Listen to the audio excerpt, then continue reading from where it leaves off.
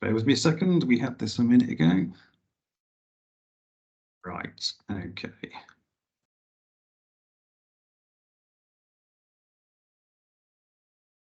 Right, hopefully everyone can see that okay. So yes, there we are. So right, yes, basically I'm the Thomas Morton. Yes, as Joe said, I'm a research associate with the Association for Dementia Studies, which is a research centre in the University of Worcester. So we've been looking at, one of the things that we've been looking at quite a lot is it's what we call community-based interventions or community-based initiatives that are seeking to support people who are affected by dementia who live in the community. So really by that we mean people affected by dementia, we mean both people who are living with dementia themselves, but also the people who support them, often called family carers. But of course, a lot of people don't see themselves as being a carer. They might just simply be supporting their partner or their parent or whatever. But either way, we're looking at the kind of initiatives that might come from the community or be based in the community that people can kind of go to get support. Often these are not formal health and social care services. They're often run by charities, third sector groups, or just community groups, or even just individuals who want to do something to help people living with dementia. So that's kind of the area that we've been looking at. And my research over the past couple of years, the past 4 years really, has been to do with how these things manage to keep going, because it's a very challenging landscape out there. Very little funding, often not much formal recognition. It can be very difficult to make kind of inroads with formal health and social care services, getting referrals or anything like that. So it's a tricky area. But basically, for the last couple of years, I've been working on something called the Get Real with Meeting Centres project, which I will explain a little bit more about in a minute. But first of all, I thought I'd better talk about my previous project, which led into this one. This is the one that I did the talk on last time, when I talked to the NOTS Realist group. And this was a Realist review. So what I've just finished is a Realist evaluation, but before that I did something called the SkyDem Realist review. So the SCI is Sustainable Community Interventions, is what that stands for. Now, the Realist review, the SkyDem Realist review, was essentially investigating what can promote or hinder community interventions for people living with dementia being able to sustain over time. And again, for concrete examples of what a community intervention might be, it might be a peer support group, it might be a walking group, it might be some form of a lunch club or a arts group, singing for the brain. All of these kind of things are things that are basically that happen in a place that people can go out to and yeah, basically get some kind of support from. So the SkyDem review was basically looking what can promote or hinder those kind of things from sustaining, because lots of time these kind of groups are started up as a bright idea by somebody that seems like a really good idea. They often get quite a lot of interest and people really value them, but being able to keep them going beyond a couple of years is often really difficult because they simply run out of funding. The person running them burns out and they're the only person responsible for it. So you can, or they simply just don't manage to get off the ground in the first place. But that's rarer. Normally they do get off the ground, but simply can't sustain. SkyDem is, we did finish that in 2020 actually, and it was published in 2021. Main results paper on that, which is there. So that's basically done. So we got our our various COMCs out of that, which I'll talk about a little bit now. So roughly speaking, I mean, as a very broad overview, you probably can't read all of the writing on that diagram, but you can see the kind of main headings there. Which will be a surprise to no one really, but these are the kind of themes, the kind of issues, the kind of things that basically are involved in the sustainability that we found. And of course, we did have lots of context, mechanism, outcome configurations to kind of demonstrate that. just as a quick example, I'm not going to go on about SkyDem too much because I want to get on to talking about Get Real, which we've just done. But an example recommendation from SkyDem is basically, which is based on a context mechanism outcome, a few COMC statements, is this. So essentially, the recommendation would be emphasize the social aspects of your intervention, including food and refreshments for wide appeal. Now, where we were coming from with that really is the idea that sometimes people put on activities and they're so focused on the activity that they don't allow people time to just socialize and maybe not do the activity exactly how it was supposed to be done, but just kind of like have a, a kind of leisurely approach to it. And this came from data that basically told us that if the social aspect of an intervention is emphasized, so that would be the context, then a wider range of people are likely to be interested. That's the outcome, because a desire for social connection activity is more universal than the interest in a niche and potentially intimidating activity, such as joining a choir and singing or something like that, for example. And that's the mechanism. And then you can add another COMC to that, which is that if food is offered, then people are more likely to attend, because enjoyment of good food is more universal, and communal eating is also associated with comfort, relaxation, and social connection.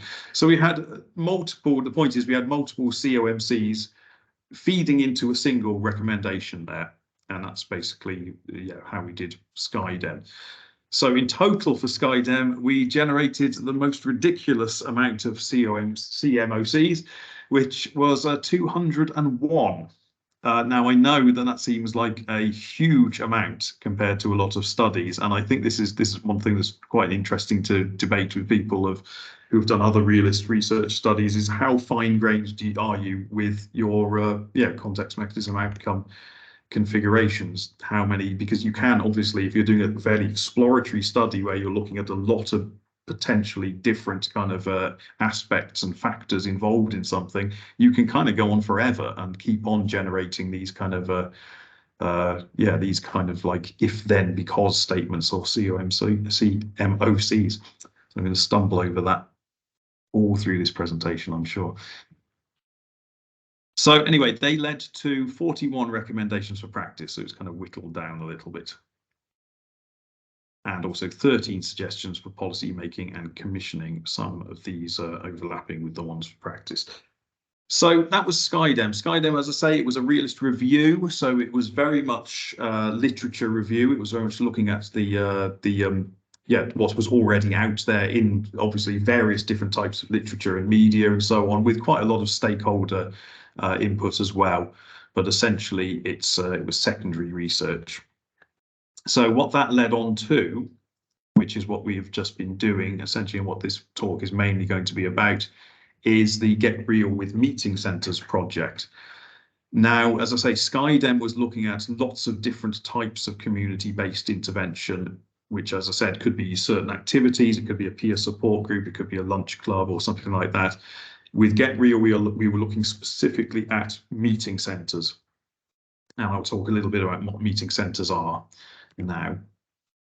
So meeting centres, they are basically a form of community-led support for people living with dementia and those that care for them, which operate out of ordinary community buildings. They're a place for people to socialise, do activities, and get information to help meet their needs.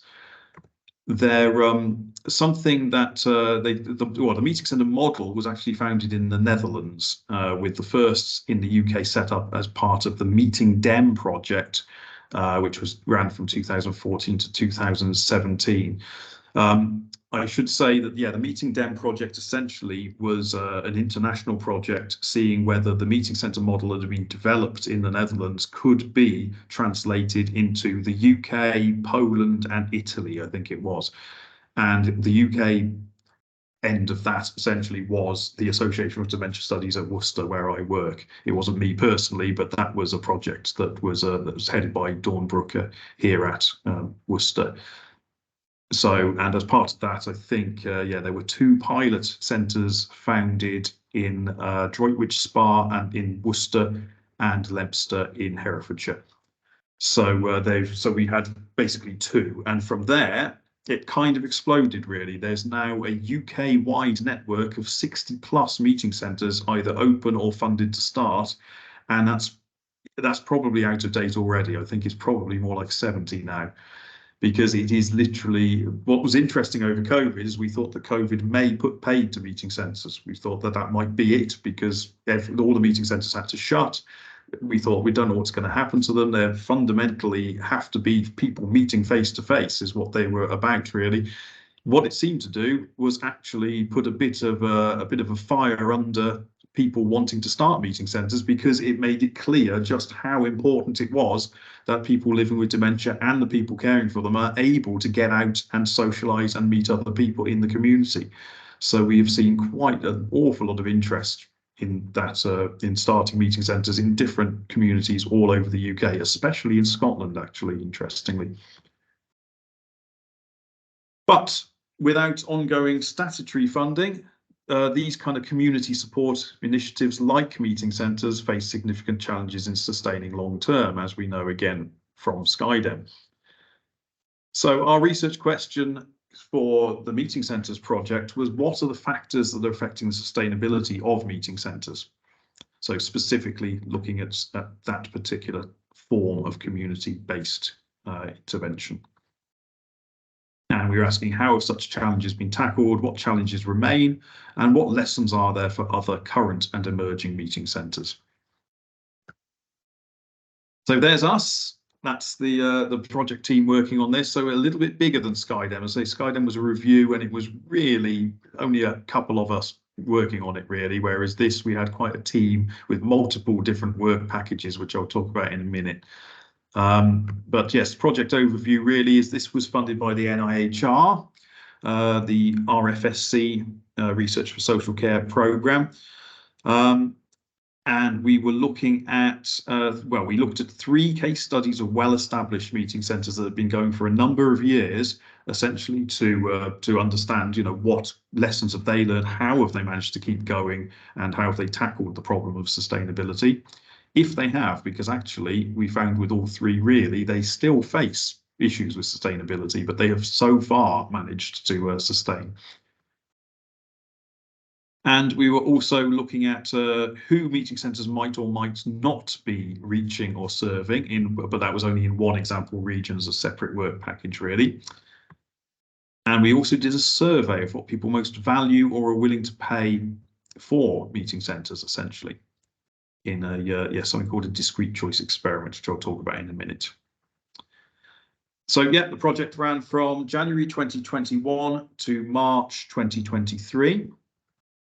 And there's all the kind of project numbers and things. If anyone needs that, I'm sure you can, have a look at that afterwards if you want to.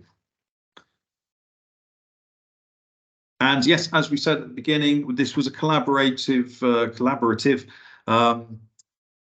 project working with lots of different people from different institutions. So it wasn't just University of Worcester, we led it, but we had collaborators from the London School of Economics, University of Oxford, Three Nations Dementia Working Group, Dementia Mass in Powys, who run the meeting centres in Powys, and Worcestershire County Council. So what did we do? I think the first thing, and what I'm going to focus on with this talk really is the what we called Work Package 2, a snappy title. This was the interviews and focus group discussions. So this is basically looking at, basically going into meeting centres and asking lots of different people about all the factors involved in sustainability. So yeah, the big question is, what are the factors involved in keeping a meeting centre going long term? We talked to a total of 77 people across 3 case study sites, one in Herefordshire, one in Worcestershire, and one in Powys. We would have actually quite liked to have talked to Kirriemuir in Scotland, but because this was NIHR funded, of course, Scotland isn't really covered by the remit of the NIHR. So it was so unfortunately we didn't do that in the end, but as I say, we got England and Wales. We spoke to a mix of meeting centre attendees, so that's people living with dementia coming along to the meeting centres, Carers, by which I mean family and friends supporting those people, and meeting centre staff, meeting centre volunteers, and meeting centre trustees and governors. So there are obviously, you have meeting centre staff who are people who are actually managing and running the meeting centre day to day, who are supported by volunteers. You often also have some kind of governance structure. So there will be either trustees who meet and make decisions about the meeting centre and planning for the future and so on. You may also have like an umbrella organisation that runs the meeting centre, but they might not be there day to day on the ground, but they are there to make overall decisions. So we interviewed all of those people. And we also spoke to external collaborators with the meeting centres, for example, healthcare professionals, and a local authority and third sector partners, or independent practitioners who delivered activities in the meeting centre. So anyone who had an involvement in some way with the meeting centre. So that was quite important because you're getting a perspective from the outside of the meeting centre. They're not people who are running it, but they're people who are kind of working with it in some way. So that's, as I say, that's the what I'm mainly going to talk about today, is the results of that. But I should also mention what else we did as part of the study, which was that as part of the study, we did a small work package on who attends or doesn't attend the meeting centres and why. We called this the barriers work package. So we're looking at barriers to attendance of a meeting centre or to hearing about a meeting centre in the first place. And for that, we interviewed a further 21 people, but that was only in Herefordshire and Worcestershire. We treated Herefordshire and Worcestershire as one region because it's covered by the same, what was CTG and is now the Integrated Care Board. But from a health perspective, they're often taken together. So we were looking at we're basically trying to locate people who were living with dementia and had been offered a place at a meeting centre, but had decided not to go along, or had gone along and then stopped going along. So that was quite important. But also, of course, talking to health professionals as well about it. And from that, we produced a demographic report. We looked also at data from obviously whatever data we could get our hands on about the demographics of the area, particularly around dementia, and compared that to who was attending or not attending at meeting centres in that area. So that was one separate, kind of semi-separate work package. I should say the results from that one did actually feed into our final CMOCs. So it was all kind of like, went into the realist analysis at the end. But we also did something which was a survey on what people most value about meeting centres. And this was much more really looking at the actual offer of the meeting centres, of the various things that meeting centres can provide people, and kind of rating which of these do people most value. And we did this with something called a discrete choice experiment, which is a kind of survey where you basically compare different kind of packages to say which you most prefer. And for that, we got 122 responses from family carers across the UK. And they were basically answering the questionnaire, not just on behalf of themselves, but also on behalf of the person they support. Now, this was a tough decision that we had to make somewhere along the line. Originally, we wanted people living with dementia also to fill out these surveys, but because of the way the survey was laid out, we obviously, when we were piloting it we just found that people could not get their heads around it. Basically, it was a little bit, the cognitive load was quite high on it, really. Let's go through pages comparing things, which was not ideal and could be quite upsetting for people, I think. So we ended up, as I say, unfortunately, we ended up going just with the family carers. Although to offset that, we did separate focus groups with people living with dementia, asking the same kind of questions, but in a much more immediate face-to-face way, to see if we could triangulate the results from that. Oh, there we are. Yeah, we did triangulation focus groups in the meeting centres with people living with dementia.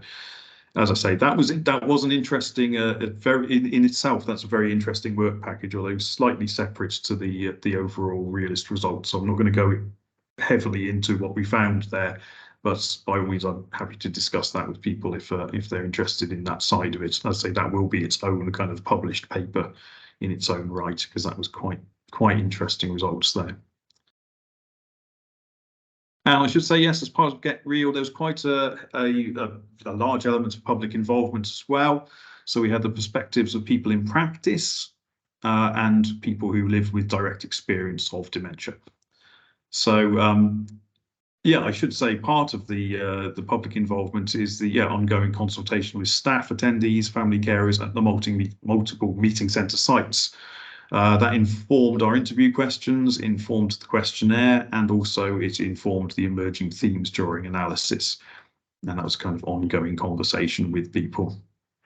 Often again at our case study meeting centre sites that were where our participants were, which is interesting. So we also had some people volunteered, some people with lived experience volunteered to look at the material relating to the meeting centre membership in our analysis. We held a workshop session at one of the meeting centres to decide on the most appropriate media and materials for dissemination.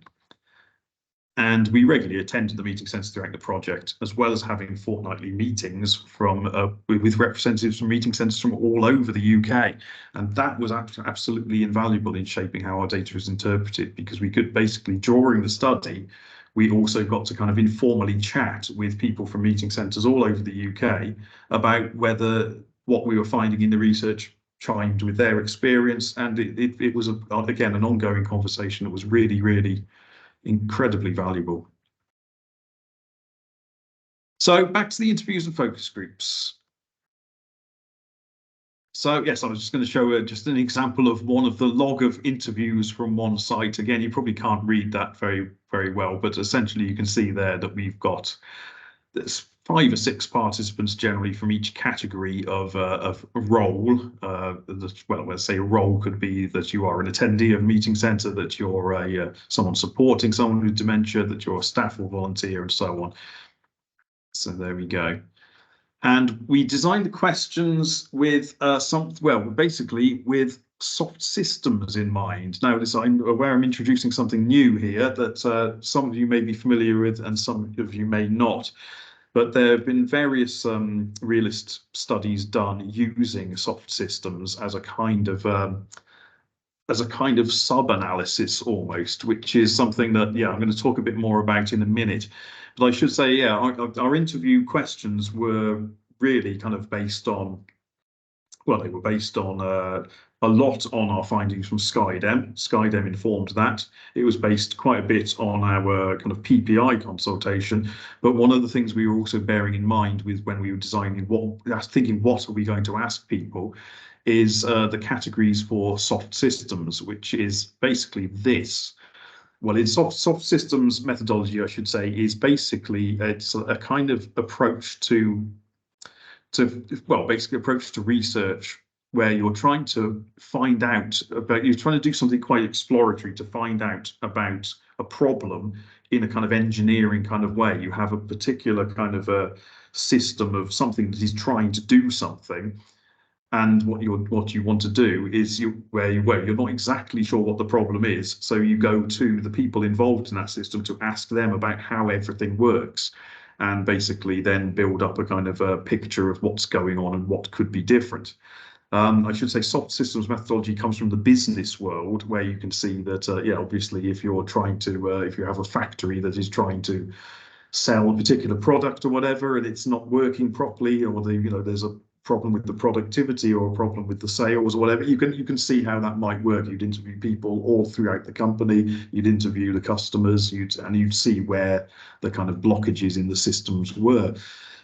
So translating that to a kind of social care setting is quite an interesting thing to do. One of the first things that you have to change is that you can see there that the categories of what I'm going to look at are there's this BATWO kind of structure that you're looking at. Well, the B would be a C, would be customers or clients. Whereas when looking at something that's obviously roughly in the kind of social care area, even though it's not formal social care, we look at beneficiaries. So who is the system aimed at helping? And in this case, it's people living with dementia and those supporting them. Then we would also ask, so we'd ask questions about, who benefits here. And we'd also ask questions about the actors, so the people who have various roles and functions in the system. We would ask about the transformations of, like, well, basically transformation is how do you go from one thing to another? How do you go from where you are to where you want to be, and so on. So again, that's talking about how do you go from having a startup meeting center to an established and thriving and stable meeting center, and so on and so on. So we've got things to do with, yeah, obviously there's worldview is to do with how people's perspectives on how things work regarding sustainability and what the challenges are. There's ownership, which is basically asking who can influence or thwart the success of the meeting center. And then you have environment. So what are the kind of background contextual factors that could either boost or constrain success?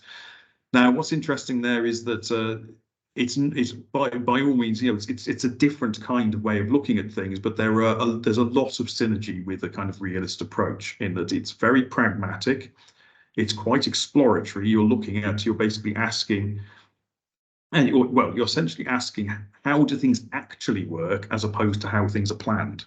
And I think that's where the synergy really is with realism, is that it's very much digging into the practicalities of what is going on the ground and contextual factors, the complexity of the situation compared to the kind of program theory of what is supposed to be happening. So the two things kind of work hand in hand. And I'll talk a little bit more about how we kind of made that work. So, there we are. So a bit more about soft systems. So basically what we did first of all with the soft systems is, once we'd done those interviews and focus group discussions with the various people that I talked about in the 3 different meeting center sites, we basically from the data there drew up a rich picture, something called a rich picture of all the possible elements involved in sustainability. And we did this for each of the sites. So there you can see that one was from Lebster Meeting Centre, which was the Herefordshire research site. And this is the rich picture is very loose. It's a very kind of like, we're just throwing in everything that we can kind of like get from the data on what might be involved in sustainability, and roughly kind of try and start to kind of think about how that all kind of fits together. But that's by no means the end result. That's just a kind of like, yeah, just a kind of preliminary way of trying to get your head around everything.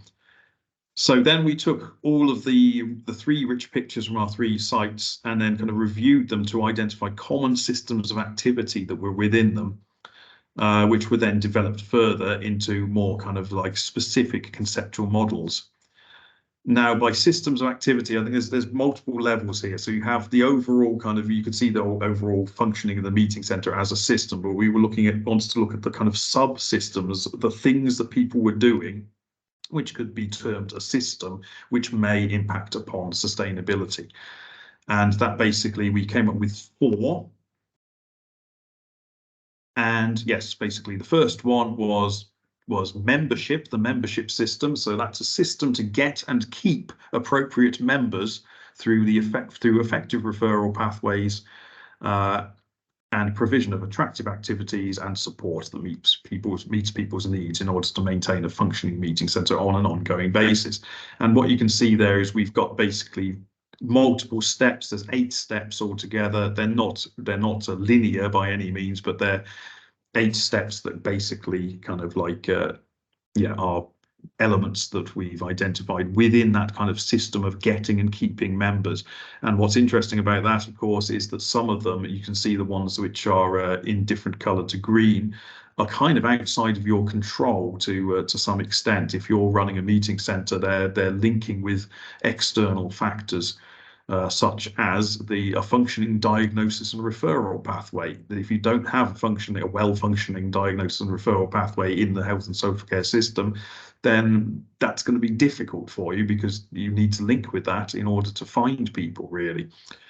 And also getting people to the venue. Transport is another thing that a lot of meeting centres don't have the resources to actually lay on transport, so they're kind of relying on what is out there and linking with what is out there available to people to get to meeting centres and so on. But then there are lots of things that are under the control of the meeting centre, such as, you know, well, yes, the activities that you do and making sure the activities are tailored to meet people's needs and so on, and developing, you know, having a strategy for developing these kind of connections with the community and with the health and social care system and so on. So that's one. Then we had external relationships, which is a system to embed the meeting centre in the community and establish a clear and distinct position in the local health and social care system in order to maximise the meeting centre's reach and impact for all potential beneficiaries. So that's a very interesting one. As I say, I'm not going to go through every single step there, but again, we've got about, yes, 8 steps there.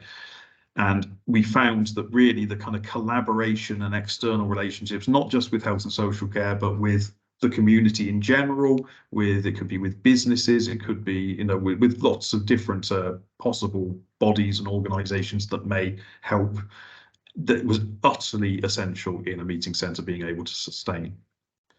So that's external relationships. Then we had internal relationships, by which we really mean, that's looking at how the meeting centre kind of functions internally. So that's to do with, with the staff and volunteers and the kind of decisions that are being made by the organisation running the meeting centre on how the meeting centre is going to be run.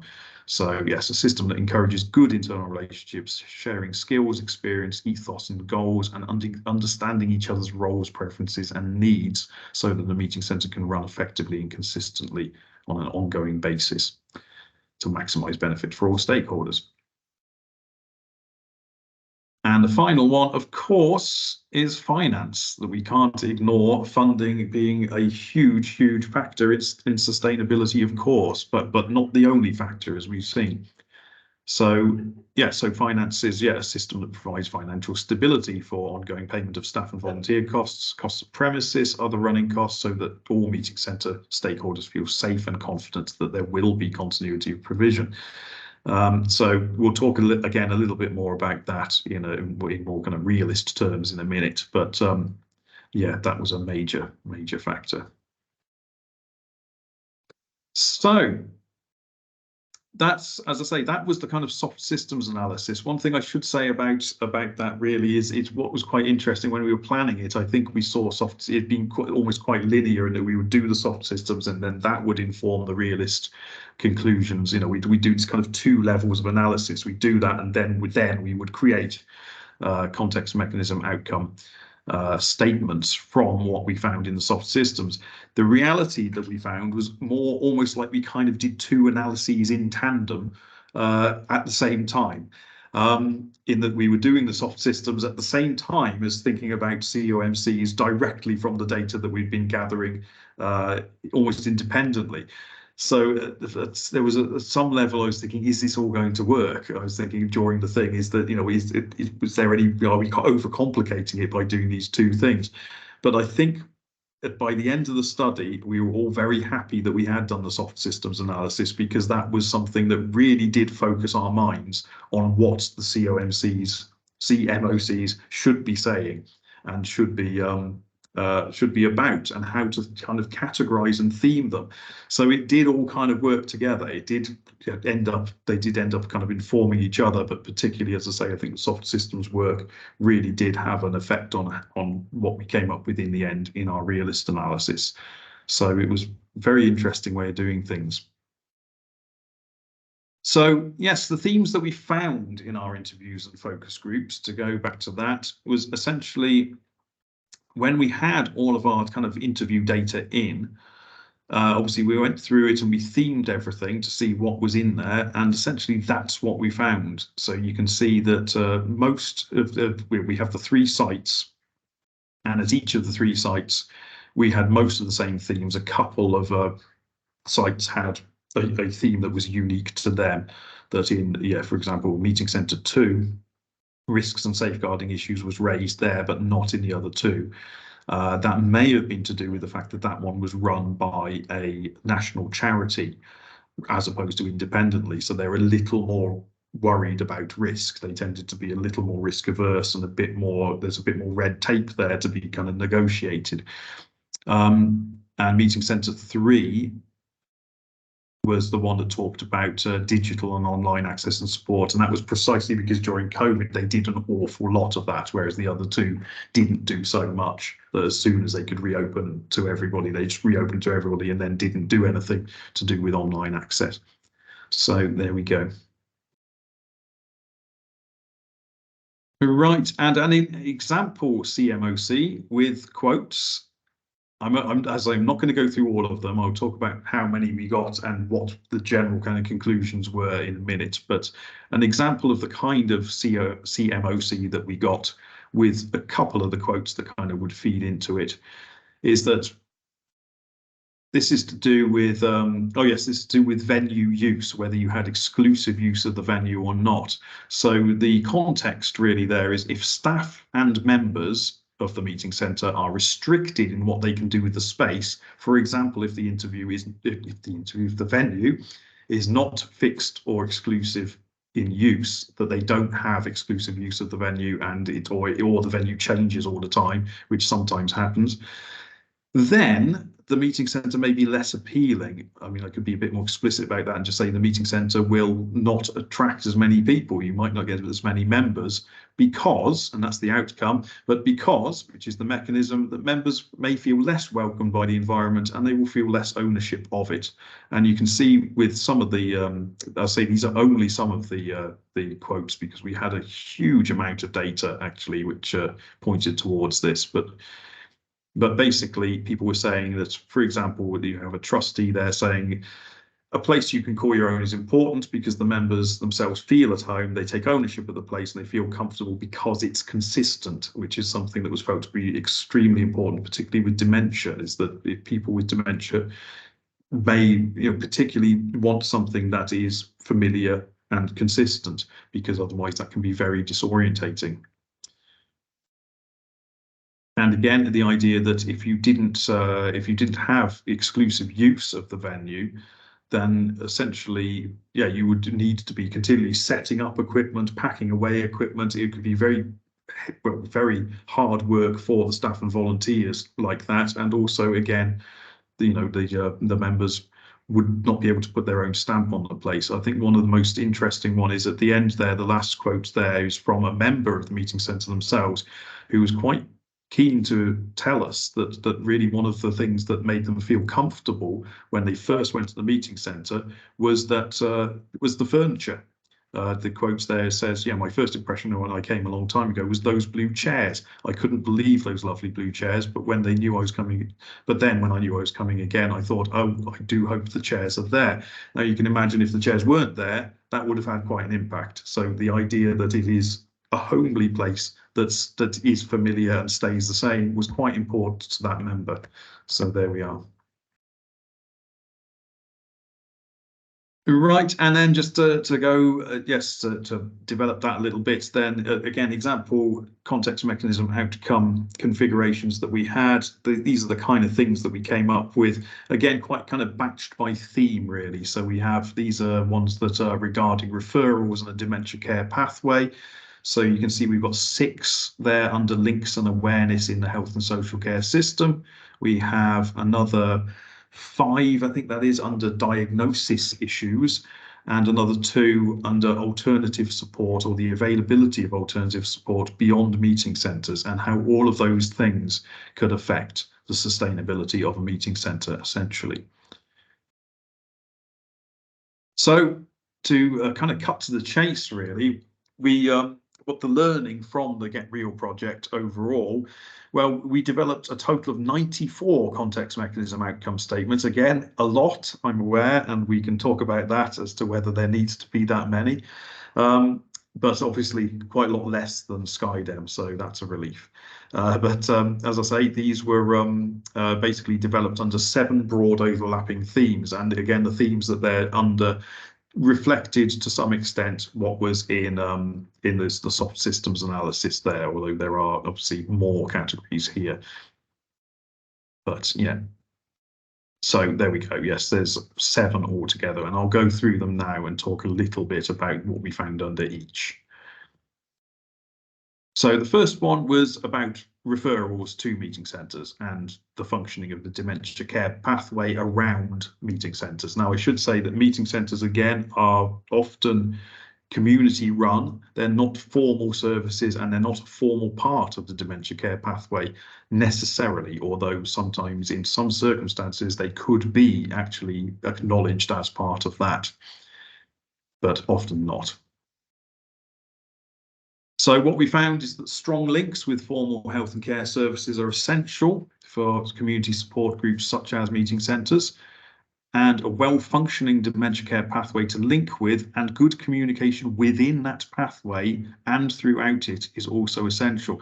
Now, what I mean there is that it's not just the meeting centre having good communication with the more formal services in the dementia care pathway, but it's also good communication within that dementia care pathway. Because one thing that we found was that often even within health services themselves, not necessarily, obviously we know that health and social care services don't always talk to each other as much as they should or aren't as integrated as they could be, which is something that is a constant kind of push to try and improve.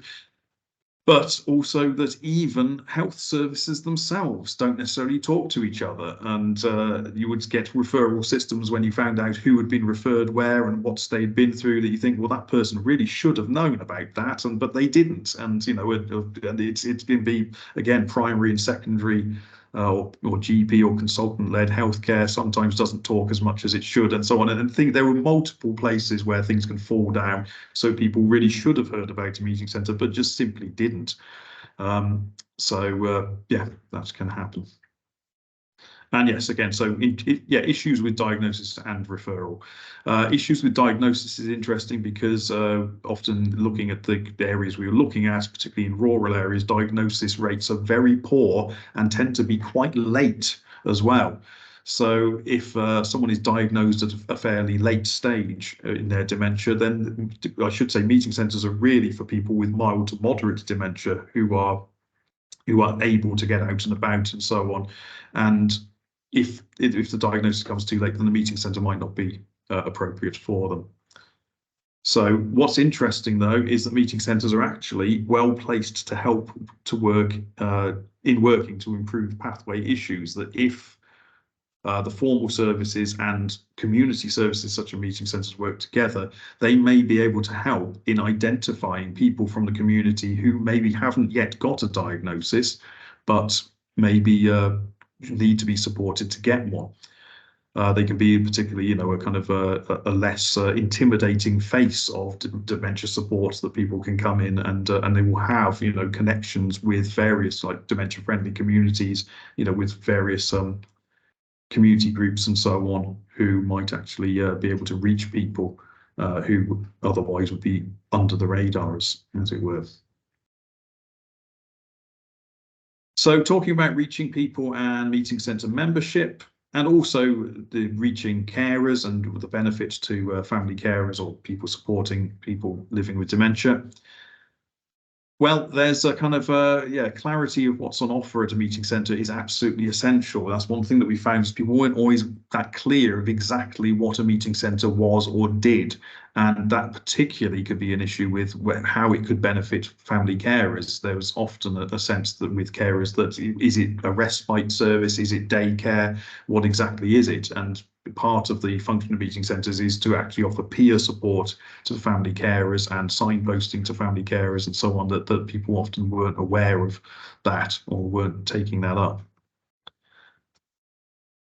And we found one of the most salient features, I think the factors that we found was that basically the range of activities was key to boosting the meeting centre's appeal and reach. That was something we found absolute consensus on, really, is that everyone said that there needs to be lots of different types of activity, because you may have dementia, but you are still you, and you still have your interests, and your interests will be diverse and different, and not everyone is going to want to do the same thing.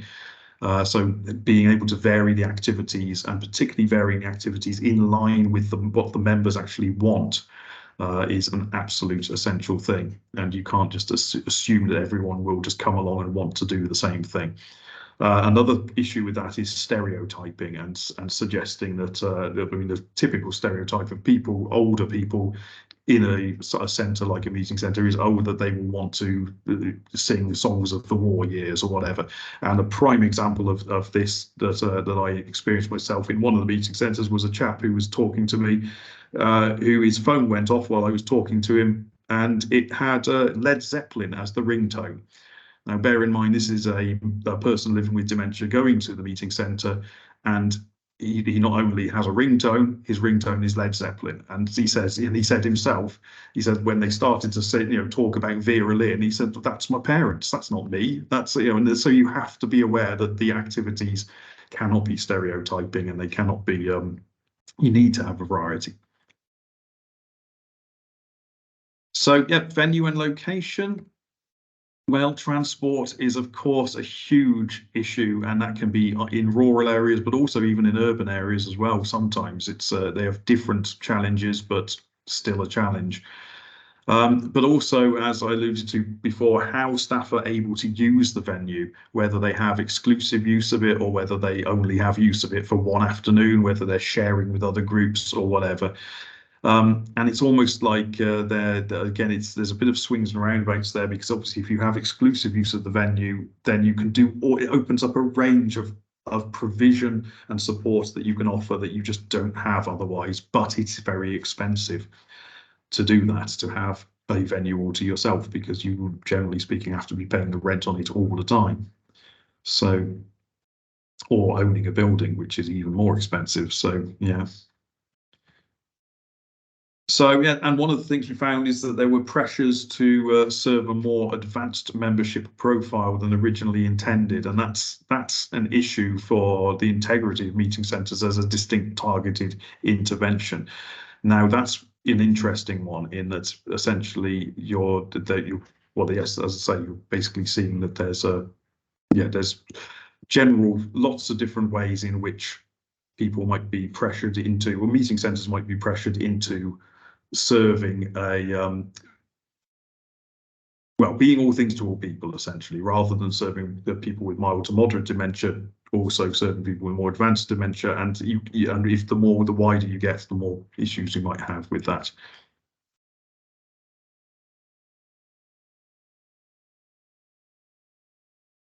Right, external relationships and collaboration, and internal relationships and working practices. Now, you'll recognise them from the soft systems analysis. And again, what we found under that is that, yes, of course, collaboration is absolutely essential, particularly between groups that are working at a local community level and organisations working at a regional level. Now, what's interesting there is that we found that, as that suggests, that we found that where meeting centres actually were most successful was where you have more than one community group working together. And that's the kind of hyper local groups like Dementia Friendly Community in a town, for example, will often have lots of connections within the community and be able to find people, whether that's volunteers, staff, or members. They will have access to that. They may know a local building where you can host the meeting centre, whereas organisations working at the regional level are more likely to have better organisation and infrastructure, resources, and so on, and be able to kind of like manage those kind of things. And obviously, a meeting centre can be run by either, but where those two come together, that actually was a really quite potent mix. And yes, we also found situations where, dementia supporting organisations are in competition with each other are really unhelpful. So the key message there is that partnership and working in collaboration with each other so that you can have this kind of blanket of provision where all the gaps are filled and no one steps on each other's toes and everyone knows what each other's doing. That is essential to be working in, rather than where you have different community groups put into competition with each other, and all because of that, all very hesitant to work with each other. There's just not enough money and resources in the system for people to be taking that attitude, really. And again, as I've alluded to previously, there's something that we found called mission drift, which is well, we termed it mission drift, which is where we found that there's a lot of meeting centres are concerned about this kind of thing. In that basically meeting centres have a very specific kind of ethos. They know that meeting centres are supposed to be targeted at people who are just post-diagnosis, who are adjusting to living with dementia and the challenges that that brings, and who are who may be, as I say, maybe more active and maybe than they maybe later on, and so on. And it's that particular gap in the pathway where there is often nothing to support those people that meeting centres were designed to serve. But because of various external and internal pressures, the meeting centre may be pushed into basically, essentially, for example, becoming a kind of a respite service for people further along the dementia kind of journey. So, and that's or essentially turning into replicating services that already exist out there. But there's all kinds of issues with this, in that meeting centres, basically within the dementia pathway, there is more than one gap. There are gaps with people who have just been diagnosed, and there's a gap in support there, and there's also a gap in support in many areas later on as well. There tends to be more in the way of services when people reach a kind of more acute and high needs kind of a situation. And meeting centres are not designed to be earlier than rather than later, but they can find themselves in a situation where, possibly because of how they're viewed from the outside and the kind of referrals they get, or possibly because of what the funders want, or possibly even because of what the staff think they should be doing, they can end up, meeting centres, being almost trying to be too inclusive and basically trying to be everything to everybody, which can end up actually putting off the very people that they were originally supposed to be targeting. So yeah, so that's quite interesting. And also maintaining a person-centered ethos is also central to the meeting centre's appeal. Their kind of whole point of being really is that it should be, a meeting centre should be, the people who go to a meeting centre should be involved in making decisions about how the meeting centre is run, what activities you do, and so on. And if that doesn't happen, if it becomes too top down and you're just told you are doing this when you come along, that will put people off. So yes, finally, finances and funding. As I say, we're going to return to this. Well, careful planning and management of finances is absolutely necessary because it's very tight, and obviously you need to know what's going on and keep a kind of tight handle on it. So again, you need skills and expertise to do that, which is can be an issue for some meeting centres if people haven't been used to doing, any kind of accounting or whatever. And ultimately, really, it needs to be said that in order to have stable, ongoing community dementia support, you need stable, ongoing funding. And I think this is something that we found in Skydem and has been absolutely kind of supported by what we found in Get Real. In some areas, there seems to be this idea that you can somehow have an ongoing, sustainable community support without any kind of ongoing funding. And I don't think it's really possible. I think it's well, basically, well, I should qualify that and say it is possible to an extent if you deliver a very kind of scaled down kind of service that's obviously you need to, if you're going to offer the full range of what a meeting centre can offer, then it obviously does cost money. So talking about that, really, there's often hard decisions to be made on on how much a meeting centre might charge, because if it charges too much money, then that's actually excluding people from being able to attend. But if it charges too little, then it's not likely to be sustainable. But either way, the meeting centre is likely to need some form of external funding to kind of, in addition or in combination with any kind of member fees.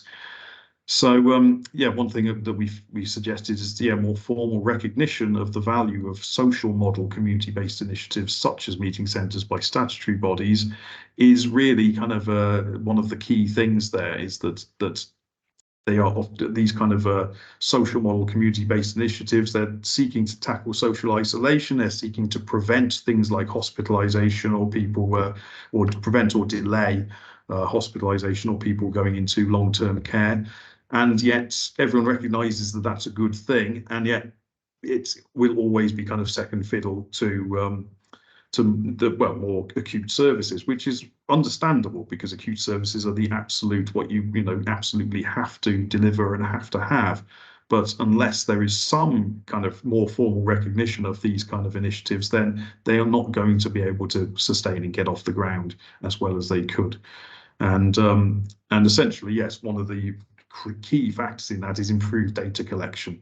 So meeting centres need to be collecting data on what they do, to evidence what they do, in order to be able to convince commissioners and statutory bodies that that they need supporting and are worth supporting. So yes, that's what we essentially concluded there. So I've been talking for long enough, I think. So I was just going to say, yes, we have videos and booklets that outline this. Outline the results of our research. There, I think the place to visit is that website. There is it was originally the SkyDem blog. It is now the Get Real and SkyDem blog, and the very first page that you get to has our videos and our booklets, and all outlined there. Well, yeah, more obviously our results in more depth than I've spoken about here. And this is us. So yeah, we are the Association for Dementia Studies, and yes, we were started by Dawn Brooker in 2009. Dr. Shirley Evans is the director today. And yes, that's kind of what we do. So yes, there we go. Thank you very much for your interest and for listening. And I will stop sharing the slides there. So yeah, and any questions, I'm happy to answer. Oh, Thomas, thank you. That was so good. I've got so many things whirling around in my head just to chat to you about some of the things that you've been doing. I'm just going to wait for people to put some questions in the chat whilst we go. But whilst we're waiting for that to come through, one of the things that's been mentioned quite a few times is around realist interviewing. I'm realist interviewing with vulnerable participants. And I know we've experienced that because the work that I'm doing at the moment is with serious mental illness, so it's like schizophrenia and psychosis and bipolar. And I wondered what adaptations did you have to make to be able to undertake the interviews? Were there any sort of changes and recommendations that you could give people out there who might be embarking upon interviewing? Yeah, well, yeah, certainly. I mean, obviously, yes, we were interviewing people living with dementia, so we had to have that, obviously the ethics application, we had to be quite thorough in what we were going to do and how we were going to do it. And it's really just a matter of, I think part of it was having a kind of contingency plan for what if something goes wrong, and and outlining, but I think the essential things are, how are you going to approach people in the first place? And that had to be respectful, and it had to be, sensitive.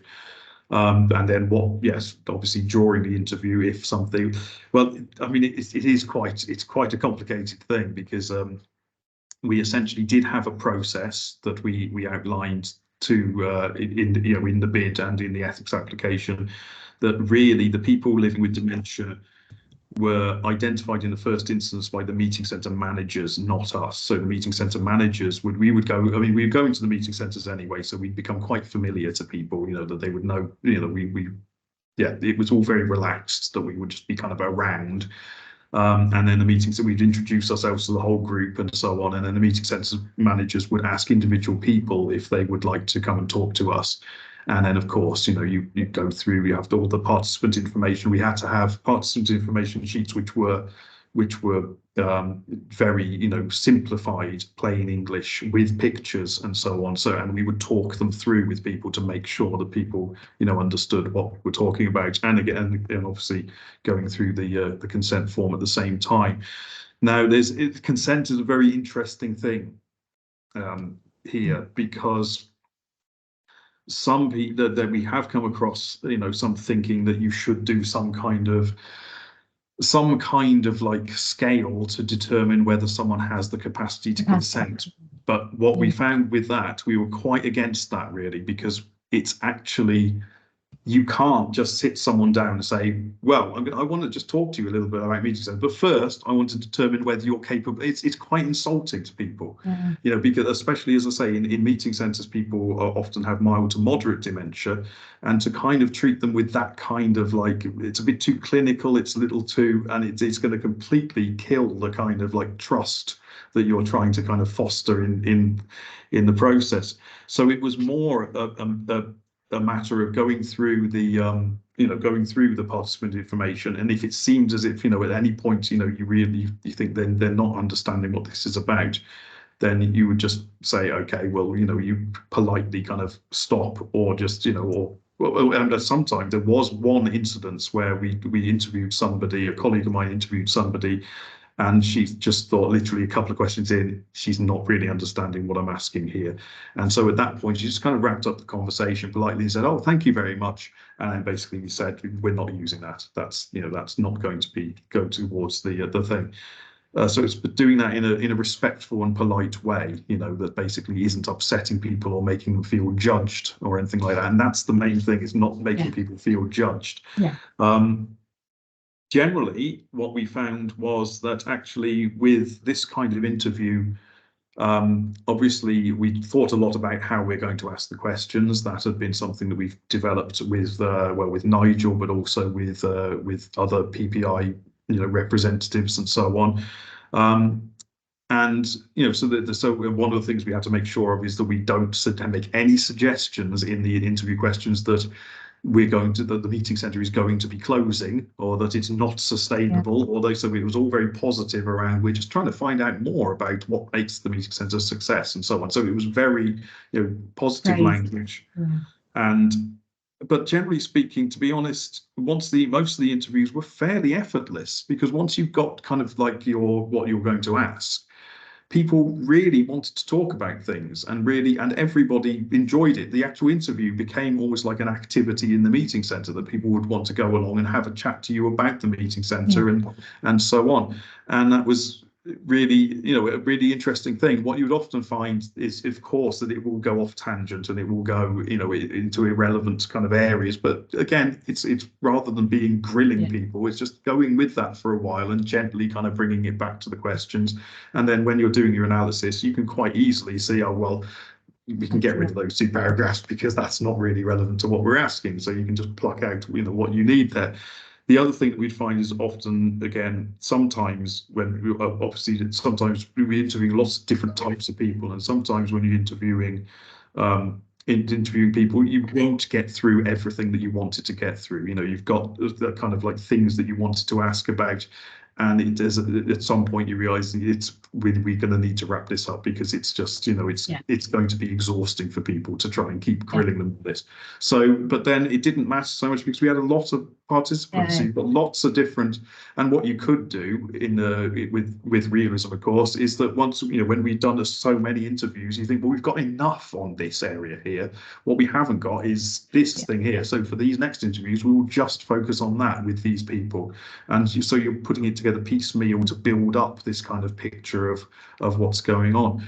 And as I say, I think when we started off, we thought, oh, have we got enough interviews? And you think we had huge amounts of data, by far enough data. Yeah, I think that's one of the misconceptions, isn't it, with Realist work? You do end up with a ton of data, and we've taken a very similar approach to you in our current project in regards to capacity and consent, and also, I mean, I think you go off on tangents on interviews anyway. Yes, you do. But one of the things I love is I literally start out now and say, right, this is what I've learned so far, on what I want to focus on is this, and then you can really drill down. I think that's one of the beauties of Realist interviews. We've got a couple of questions in the chat. So Deborah, if you're feeling brave, you can turn your camera on and ask the question, or I can ask it for you. But I think it's a great one. It's a one that we could spend all day debating. Hi. Just got the sun in my eyes, isn't that lovely? Well, actually, it makes it look amazing. I wanted to wait for. Yeah, I'm just splashing around in the tide here. So I just was really sympathetic to what you said, Thomas, about how many CMOCs you generated. And in previous Realist studies, I'm familiar with, having pages and pages and tables of CMOCs. And in a current study that we've somehow, not quite sure how, made the decision to keep those numbers of statements quite a lot lower. And sometimes it just occurs to me, and I don't know if this ever does to other people, that I'm writing a CMOC that I've written before in another study, and actually everybody's got one about trust, haven't they, in there? Can we trust not is just the universal have one? Trust a is in every nationwide study, I think. Can't we just have one? Can't Justin Jagosh just give him give us the original one he wrote in that circularity paper about how trust can be either a context, mechanism, or outcome? And can't we just all say, reference that one? Because I do find myself, and I guess that's the reality of realist work, is there's nothing new under the sun in some senses. That obviously there's particularities, contextual factors for certain people in certain situations, but there are some quite universal ones, and those are the ones that I feel, oh, do I need to be really writing this one again? Could I reference it somehow? Do I need to include it in my table? Does that have any resonance for you? Yeah, absolutely. Because particularly because we were comparing to Skydem, which is, as I say, so we'd done this Skydem realist review, which had 200 odd. And of course, we'd done this Get Real with, very much with Skydem in mind. Obviously, it's going to be influenced by Skydem because we've just done that. So we were very aware that it's not, we're not doing this with completely blind. It is like it's leading on from the same themes. But when I actually towards, once you start developing them for Get Real towards the end of the study, and then you're comparing them to Skydem, you suddenly start realizing, I could have just taken that, but what I did find with Skydem is I tried to that at that point. I thought, well, let's try and just cut and paste some from Skydem and see if that works.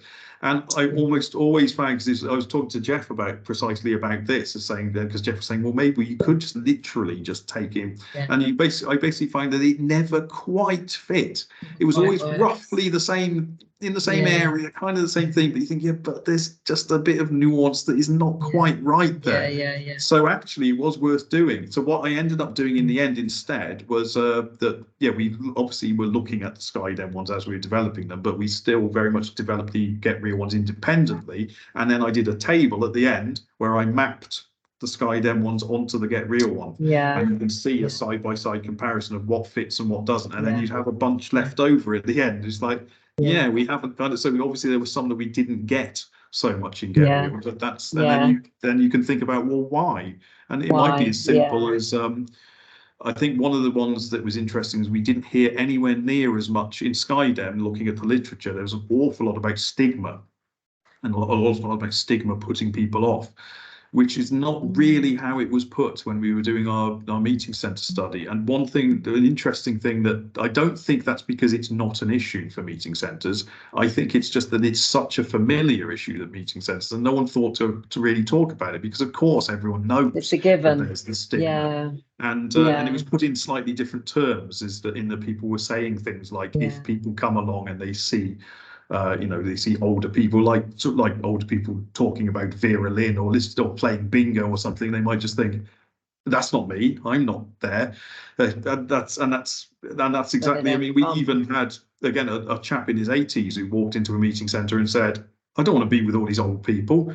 And you think, I think he was the oldest man in the room, but that is, that's it. There are stereotypes and things, so that is stigma. But it wasn't put in terms of stigma. And the other thing is that actually I think the meeting centres we worked with are very good at tackling stigma. Actually, they were actually quite used to kind of dealing with those kind of issues, and often people coming to meeting centres had already kind of broached those issues in order to be there. They've worked through it, otherwise they wouldn't be there. I think that's an interesting one about mapping, because we've done a similar thing in a project we're currently working on, where we had a realist review that underpins the next stage, which is the evaluation, a different project. But and we did a similar thing to you. We mapped against it, and you're right that we ended up having to nuance it and perhaps add bits in. And that's one way of tackling the number of CMOCs. And I think also, but one of the things that I wonder, as an old school qual researcher previously, and currently ethnographer, is it just sometimes that we haven't gone to another level of abstraction? I know we're talking about different. Do you know what I mean? I mean, I know I'm mixing two methods here, and it's completely shouldn't be done. And I'm not using the right. Actually, that I think you've got a point, and I think anything goes in realist world as long as you're transparent about it. But what I was going to come in and say to you, Deborah, was I actually think it's the level of granularity that you seek in a project. Now we're in the process of publishing a realist review that was a rapid realist review, so we didn't have the time to produce 200 CMOs. So we took a very pragmatic approach and had lots of what we could have had singular CMOCs within one theme, and then used all of that to generate one CMOC at the end. So, but if we'd taken a different approach, we would have taken each piece of evidence and put it together in a different CMOC. So I think it depends on the approach you want to take, how much time you've got, and how pragmatic you need to be. I think I think sometimes, I mean, obviously, when you look at let's say the way we did our CMCs, they are all batched, and there are some which are absolutely inextricably linked. There's some which are like 3 CMOCs, which are almost identical except for one element, and basically saying it's either or. And so you're just thinking you can't take these as a standalone, really. Which is interesting, but I do also worry sometimes that you can sometimes massage it a bit much to be, so it becomes so too vague to be useful, you know, in that if you combine everything and you're trying to actually tell somebody what that means and what that actually in practicality, what does that mean they can do, then if you've turned it into something that's too kind of overarching, then it can sometimes look a little bit like we need to be more nuanced there. And so I was aware of sometimes to get balance. Maybe we should try and run a session on this, because this would probably be a useful thing to people to get their teeth into.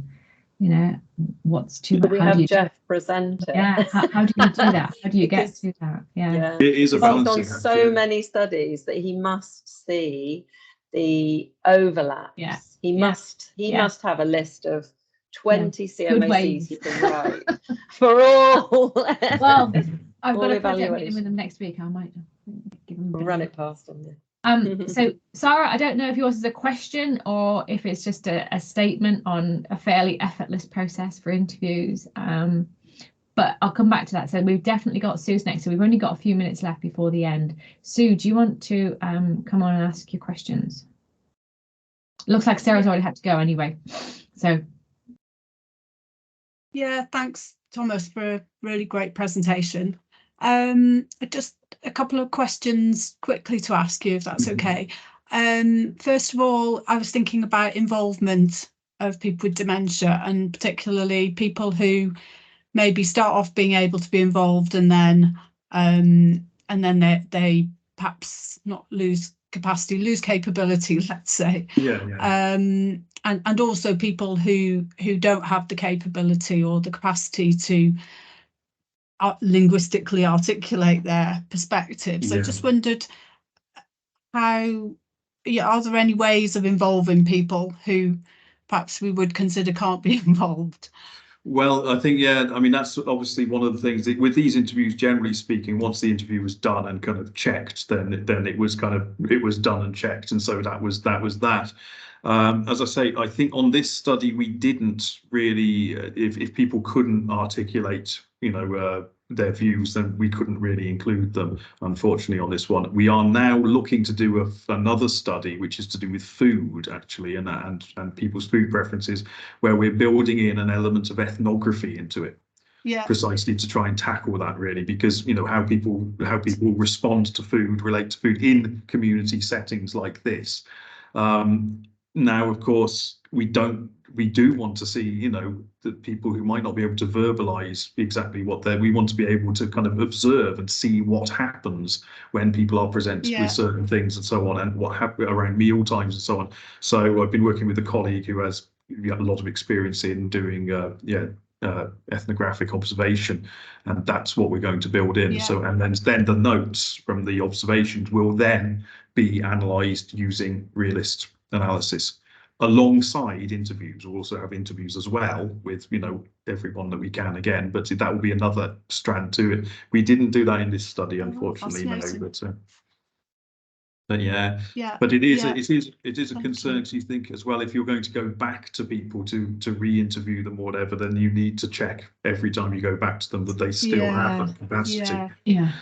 And Yeah. even to some Sure. extent, you know, it was as I say, it's a very tricky thing because it's not necessarily as simple as, you know, someone may, as you can literally get halfway through an interview and realise that you've lost someone, that they were absolutely fine at the beginning, but Yeah. now they've gone off and they don't really definitely. understand what you're asking anymore.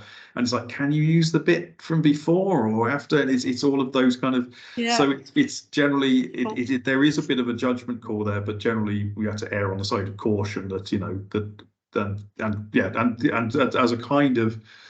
What we built in as a kind of a fail-safe was that we would have a person who could act on their behalf, you know, as someone who could say, I can't remember what the term is, but you know, when you're talking about capacity of Like a nominated consultee. Consultee, yes, a consultee is, you know, do you think they would be happy to do this? In the end, we didn't actually use that because we intended to, but because again of the logistics of you can't really get halfway through an interview and just to say to someone, hold up a minute, I need to go and see whether we need to consult anyone for you to be talking to me now, because it's not. I don't know. It seemed insulting, really, to do that. It would be much better to just say, if you have reservations, just say, okay, we're not going to use this one, rather than you know, anything else. Have either of you done the consent training and capacity training through the NIHR? You know, as part of the good clinical practice stuff. Have you only done that? No, I didn't know. So I did it, and I was completely. I didn't really find that it was as useful as it could have been. It was basically you should always assume consent rather than the other way around. But actually, what I really wanted, I suppose, was actually what you've just given us, Thomas, was just this is how we approached it. You just need some practical tips and advice from how people have approached this within research studies to help you envisage if you enter this situation, because I've had it in our research where your mind's like going round and round and round and round and round, and you're thinking, can I continue with this? Do I need to check anything? And you're thinking at 1,000,000 miles an hour while still asking questions at the same time. And it's quite hard. And I think what I would have valued would have been some reflections from researchers who've actually been through it. The training I didn't find helpful. It didn't tell me anything that I hadn't already worked out. Yeah, I mean, there are, as I say, there are certain things like that that I think sound great on paper. You think, yes, we will. If there are doubts about someone's capacity, we will seek a consultee. And you think, yeah, but it's rare that you're going to be. I mean, it's not impossible, but especially if that person, the consultee, isn't actually there and then it's like it's very hard to do in a respectful way. But yeah, as I say, I am quite passionate really about the idea that of yes, assuming consent until you know demonstrated otherwise, because otherwise it bars people from being involved. Absolutely. And we need to, you know, we absolutely have to get the voice of people with dementia. Totally. So we can't be approaching people in a suspicious way and going, yes, but do you really know what you're telling me? It's just not, it's not good. That approach is. So we've literally got only a minute left, but I'm happy to stay on if you are, because I think Sue's got like a follow-on question about soft systems. If that's all right with you, Thomas. Oh, okay. Yes. Yeah. So do you want to ask your follow-on questions? Yeah. Just again briefly, Thomas. I was really interested in how you've sort of pulled in soft systems methodology. Really interesting. And I mean, I can relate to what it is, but I'm just wondering if, you know, how was that your idea? Was it the idea of someone else in the team? And how did you familiarize yourself? You know, is the training, is there something, you know, is this sort of good materials that you could signpost somebody to read, or, you know, how did you get into it? It was the suggestion of someone else in the team. Yeah, Shirley, who was a co-PI on the project, had done soft systems before in a previous kind of study, not a realist study. That was a separate thing. So she was interested in it. I think we simultaneously, I heard about it somewhere else. I think. Oh yes, it was, of course. So I'd seen it used in Sonia Dawkins' work. I think it was. and there was someone else I can't remember, which is terrible, but I'd seen it in other realist research views, so I thought this is interesting. That's quite, and I talked to Shirley about it, and she was saying, "Oh yes, I've done that," and so we thought, well, yeah, this is a prime opportunity to try and build that in and see how that is. But neither of us had done soft systems with realism before, so it was kind of like it was a bit of we were kind of feeling our way as we did it, really, because it was yeah, it was interesting to try and get to grips with, you know, having not done those two things as a combined kind of thing. And obviously, yeah, we just went to Chetland. I can't remember what the book's called now. It was in the 1999 book, Systems something it's called. I just can't remember. Anyway, so the Chetland book was our Bible, but also we did find some other kind of online kind of resources and things and papers around, you know, and looking at what other people have done in other realist research papers and so on. But as I said, it was a little bit, it did sometimes feel a little bit we were doing these two things kind of almost separately. So we had to be kind of like, well, we need to link this up at some point. But what we kind of found was that they kind of went towards the same thing anyway, because we're obviously using the same data, and you kind of end up thinking, well, yeah, they mirror each other, and it was doing the soft systems that really did kind of pin down the themes for the CMOCs. So yeah, so it should all kind of map on in the same way that it maps onto Skydem, but maybe slightly differently nuanced because you're looking at it with a slightly different lens. So I do think it was worth doing, just to kind of get those you know, those diagrams out of it, really, and just kind of Yeah, they gave great visuals, Thomas. They yeah, really did.